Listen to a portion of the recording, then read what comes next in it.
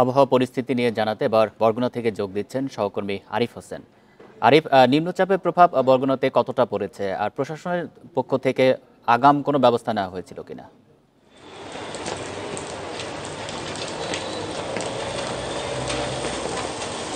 আসলে নিম্নচাপের প্রভাবে গত রাত থেকে আসলে বরগুনায় থেমে থেমে বৃষ্টি হচ্ছে। বিকালেও আসলে কিছুটা বৃষ্টি কমেছিল, কিন্তু ইতিমধ্যে আবারও কিছুটা গুঁড়ি গুঁড়ি বৃষ্টি শুরু হয়েছে।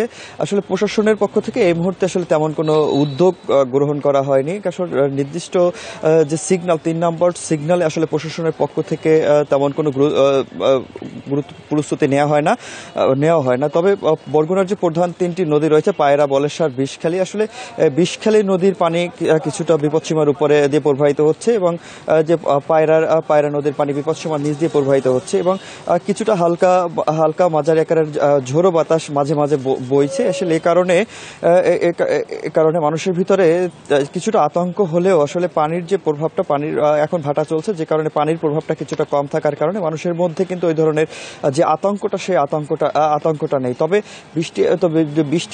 বৃষ্টি যদি অব্যাহত থাকে এবং সমুদ্রের নিম্নচাপের প্রভাবে জোয়ারের পানি যদি 2-3 ফুট আর বৃদ্ধি পায়, সেক্ষেত্রে কিন্তু এটা যে বরগুনার যে পানি উন্নয়ন বোর্ডের বেড়িবাঁধ রয়েছে, সেই সকল বেড়িবাঁধ দিয়ে 6টি স্পট রয়েছে ঝুঁকিপূর্ণ। এই সকল ঝুঁকিপূর্ণ বেড়িবাঁধগুলো আসলে ভেঙে যেতে পারে, সেই আশঙ্কা রয়েছে। যদিও পানি উন্নয়ন বোর্ড থেকে বলা হচ্ছে এখন পর্যন্ত আবহাওয়ার যে পরিস্থিতি, তাতে আসলে তেমনটা ঝুঁকিমুক্তই আসলে বরগুনা রয়েছে। এই ছিল আসলে বরগুনা থেকে সবশেষ অবস্থা। বরগুনা থেকে জানাচ্ছেন সহকর্মী আরিফ হোসেন।